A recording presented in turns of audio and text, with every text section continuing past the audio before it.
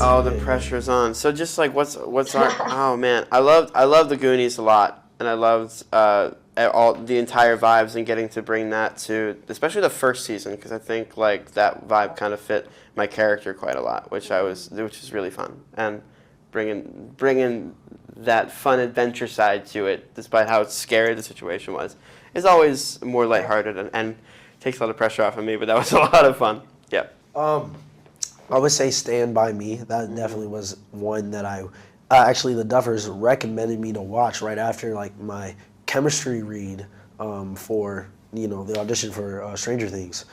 They told me to watch that, and it was like, yeah, watch that. And E.T.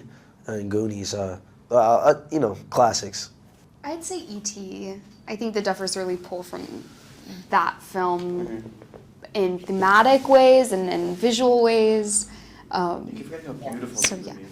I know. Like, And especially in visually. season 4. Yeah. The visuals are, I don't know, you really see the inspiration. Yeah, I agree. E.T. and the Goonies for sure. Yeah.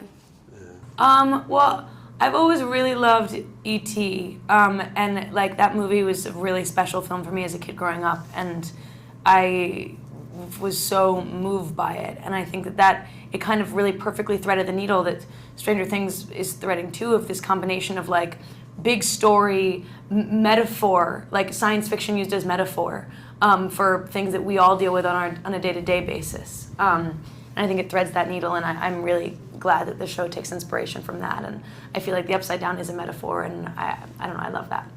Yeah, I mean, for me, I mean, I like the energy of the Goonies,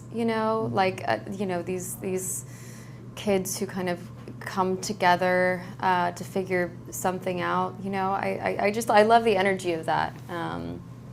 And the kids, and also just like the era of having to, there's no technology, and you're, figuring out everything for yourselves.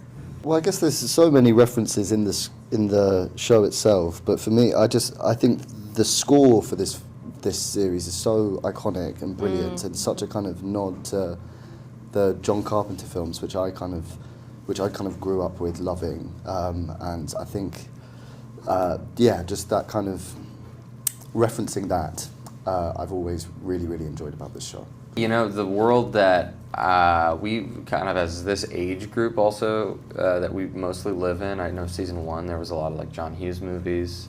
I know last year there was a lot of like Fast Times kind of written into ours, and this year there's a lot of Nightmare on Elm Street that is kind of written into the show. So that trajectory of our age group has always been really fun for me, and is also interesting to sort of try to portray those classic movie tropes in sort of new lights as well. And I think that the brothers do such a great job with that.